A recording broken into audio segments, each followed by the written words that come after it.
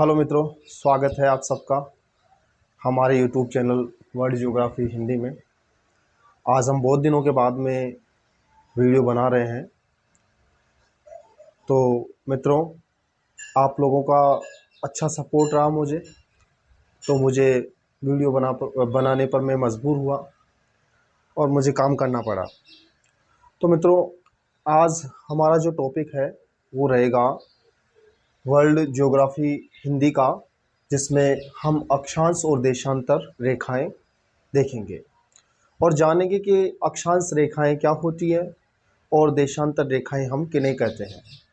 तो मित्रों, एक सामान्य सी बात है, भूगोल में देशांतर और अक्षांश रेखाओं का क्या महत्व है आप सबको विदित होगा, और नहीं भी पता हो तो मित्रों आज आप ये वीडियो पूरा देखें, आप स्किप ना करें।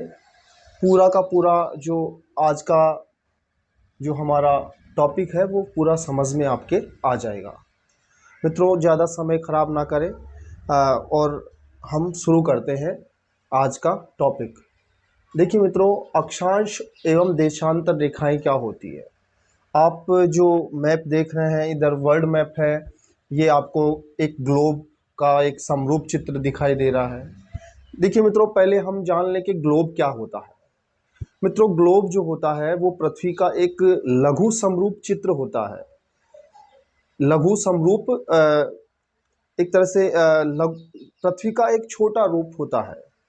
जैसे पृथ्वी को आप सब जानते हैं कि पृथ्वी जो गोलाब है, उस गोलाब आकृति में एक समरूप ग्लोब तैयार किया गया, जो कि बिल्कुल पृथ्वी जैसे पृथ्वी को हम अंतरिक्ष से देखते हैं, तो जैसे जिस प्रकार से पृथ्वी अंतरिक्ष से दिखाई पड़ती है, ठीक उसी प्रकार से हम खुली आंखों से इसको देख सकते हैं ग्लोब के द्वारा।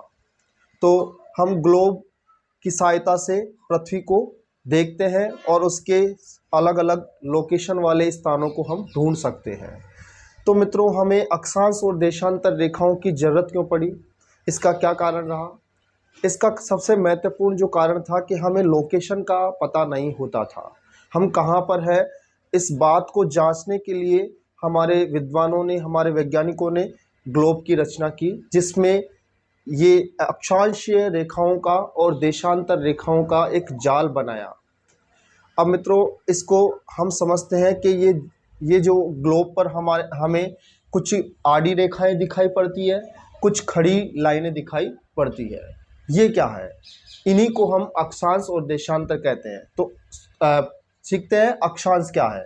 मित्रों, ग्लोब के ऊपर काल्पनिक रेखाएं, वह काल्पनिक रेखाएं जो कि पूर्व से पश्चिम को खींची गई है, ये गोल आकार में होती है। यानी कि पृथ्वी का आकार गोल है, इसीलिए इनका आकार भी क्या होता है, गोल होता है। 0 डिग्री अक्षांश रेखा को विषुवत रेखा कहा जाता है। ये वाली लाइन देखिए, आपको ये विषुवत रेखा है, ये पृथ्वी के यानी कि ग्लोब के बीचों बीच खींची गई है। एक्चुअली हमारी पृथ्वी पर कोई रेखाएं नहीं है, केवल ग्लोब पर इसको काल्पनिक तरीके से बनाया गया है।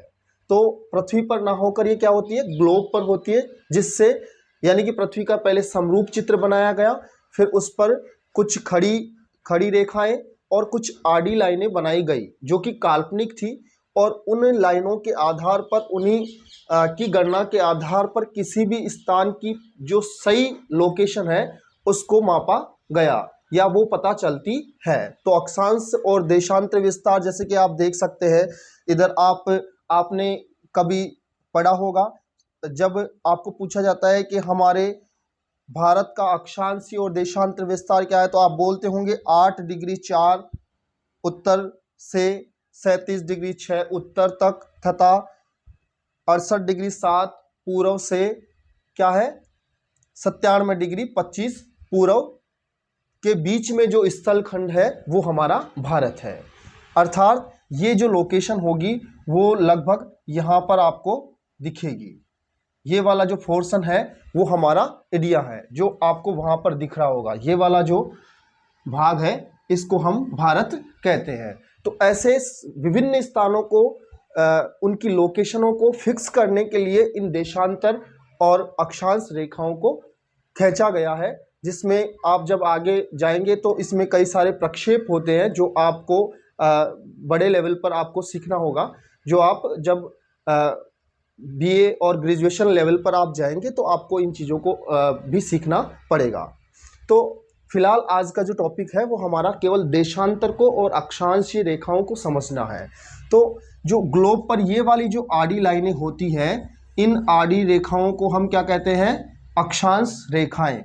और ये रेखाएं क्या होती है? गोलाकार होती है, क्योंकि पृथ्वी जो है वो गोल है, ये वृत्त यानी कि ये वृत्त है, विषुवत वृत्त, इसीलिए इसको विषुवत रेखा को विषुवत वृत्त कहा जाता है। और प्रत्येक डिग्री पर विषुवत रेखा से यानी कि पृथ्वी को केंद्र मान लिया जाए, पृथ्वी के केंद्र से अगर हम 0 डिग्री से ऊपर की ओर जाएंगे तो 90 डिग्री हो जाएगा इधर, और इधर 90 डिग्री हो जाएगा। तो इससे 90 डिग्री यानी प्रत्येक डिग्री पर एक एक अक्षांश रेखा बनी हुई है, तो 90 इधर हो जाएगी। और 0 डिग्री से दक्षिण की तरफ, साउथ की तरफ भी जो है प्रत्येक डिग्री पर एक एक अक्षांश रेखा बनी हुई है, जिसको जो भी 90 डिग्री हो जाएगी। ऐसे करके 90 जो है वो दक्षिण में होगी और 90 हमारी उत्तर में होगी।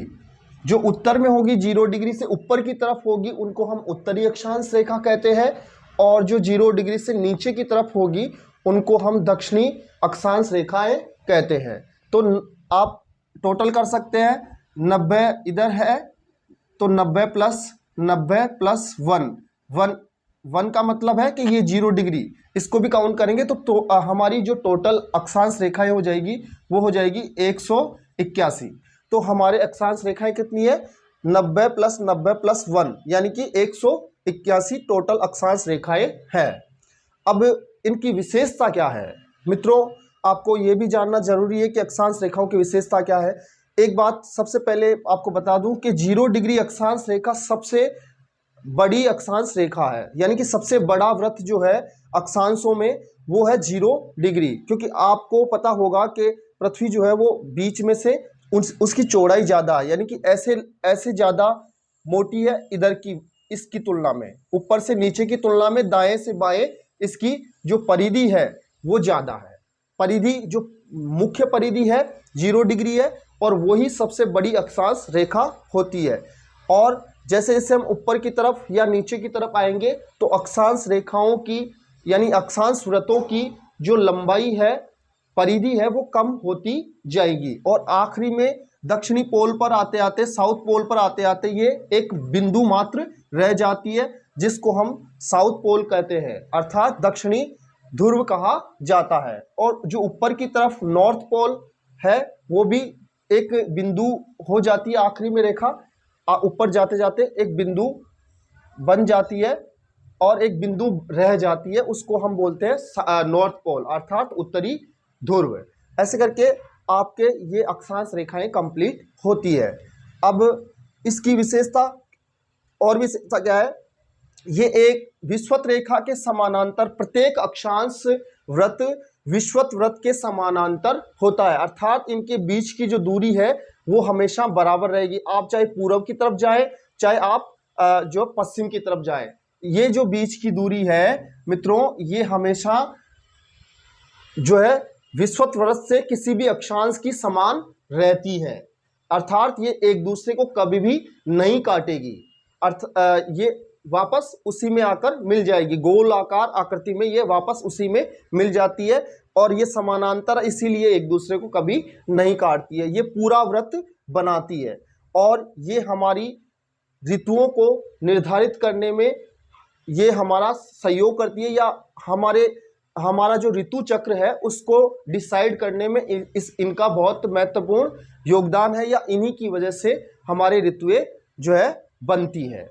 पूरी दुनिया में जो भी जैसे वर्षा ऋतु होती है, ग्रीष्म ऋतु होती है, या सर्दियां आती है, ये सभी इन अक्षांशों की वजह से आती है। वो मैं आपको अगला जो वीडियो होगा उसमें आपको मैं एक बार ऋतुओं का और दिन रात कैसे बनते हैं, ऋतुएं कैसे बनती है, उनके बारे में भी मैं आपको सिखा दूंगा। तो मित्रों आज हम केवल अक्षांश और देशांतर सीखेंगे। तो अक्षांश आपके समझ में आ गई। ये टोटल कितनी है? 181, और ये ये जो है समानांतर होती है विषुवत वृत्त के, और सबसे जो बड़ा वृत्त है वो 0 डिग्री है, तो इसकी लंबाई होगी 40,077 किलोमीटर। इसकी परिधि यानी विषुवत वृत्त की लंबाई 40,077 किलोमीटर होगी, ये वाली। अब ये जो लंबाई है ये ऊपर की तरफ जाएंगे तो ये घटती जाएगी। ये व्यास है, यानी कि पृथ्वी का जो पूर्व से पश्चिम का जो व्यास है वो हमारा होगा 12,756 किलोमीटर, ये व्यास है। और ये है हमारी परिधि है, परिधि, ये हमारी परिधि है पूर्व से पश्चिम को, ठीक है। और इस रेखा के ऊपरी भाग को हम उत्तरी गोलार्ध कहते हैं और दक्षिणी भाग को हम दक्षिणी गोलार्ध कहते हैं। उत्तरी जो पोल है उसको हम उत्तरी ध्रुव कहते हैं, नीचे वाला जो बिंदु है उसको हम दक्षिणी ध्रुव कहते हैं। अब बात करते हैं देशांतरों की। तो मित्रों, ये अर्धवृत्त होती है, ये वह काल्पनिक रेखाएं हैं, ये वह काल्पनिक अर्धवृत्त है जो पृथ्वी के उत्तरी ध्रुव को दक्षिणी ध्रुव से मिलाती है। देखेंगे तो आधा भाग जो होगा वो आपको दिख रहा है इधर की तरफ, ये आधा आधा, यानी यहां से यहां तक ही है ये लाइन, तो ये आधा वृत्त बनेगा। जैसे ये वाला आखिरी वृत्त आप देख रहे हैं, ये पूरा वृत्त आपको आधा वृत्त दिख रहा है, तो ये देशांतर है। ये ध्रुवों पर एक दूसरे को काटती है, मिलाती है। और सबसे ज्यादा दो देशांतरों के मध्य सबसे ज्यादा जो दूरी होगी वो कहां पर होगी? भूमध्य रेखा पर, यानी कि विषुवत वृत्त पर सबसे ज्यादा दो देशांतरों के बीच, ये भी प्रत्येक 0 डिग्री पर बनी हुई होती है। और इनके मध्य की जो दूरी है वो विषुवत रेखा पर सर्वाधिक और ध्रुवों पर सबसे कम होगी, और आखिरी में ये ध्रुवों पर तो एक दूसरे को काट ही देती है। इनका जो बिंदु है, इनका मिलान बिंदु ये है। तो आप सब जानते हैं कि ये जो पॉइंट है, इस पॉइंट के प्रत्येक डिग्री पर ये एक एक बनी हुई है, तो ऐसे करके 180, तो इधर की तरफ ये 0 डिग्री ग्रीनविच रेखा है। ये हमारी जो विश्व की स्टैंडर्ड टाइम जो रेखा है वो यही है। तो हमारा जो विषुवत रेखा से पूरी दुनिया का समय निर्धारित होता है, जो कि ग्रीनविच शहर से होकर गुजरती है। ब्रिटेन ये है, लंदन के पास में एक ग्रीनविच वेधशाला है, उस वेधशाला से होकर ये गुजरती है, जिसका नाम ग्रीनविच है, इसलिए इसको ग्रीनविच रेखा कहते हैं। और ये 0 डिग्री से 0 डिग्री मुख्य मध्याह्न रेखा है, मध्याह्न देशांतर रेखा है। इसके इधर 180 है, ऐसे 180 इधर की तरफ है और 180 ही इधर की तरफ है। आखिरी में 180 जो पृथ्वी गोल है, तो वो 180 उधर जो है वो आकर एक ही साइड में आपको रहेगा, ये वाला 180 और इधर भी 180, तो 180 प्लस 180 टोटल हमारा 360 डिग्री हो जाता है। प्रत्येक डिग्री पर एक है, तो हमारी देशांतर रेखाएं कितनी है? 360। प्रत्येक डिग्री पर एक देशांतर अर्धवृत्त है, और इसी आधार पर ये हमारी टोटल हो जाती है देशांतर कितनी? 360। अर्थात हम कह सकते हैं कि अक्षांश रेखाएं कितनी है? अक्षांश रेखाएं तो हमारी होगी 181, और देशांतर रेखाएं हमारी होगी 180 प्लस 180 बराबर 360। 360 जो है वो हमारी देशांतर रेखाएं होगी। तो इस प्रकार से हम समझ सकते हैं।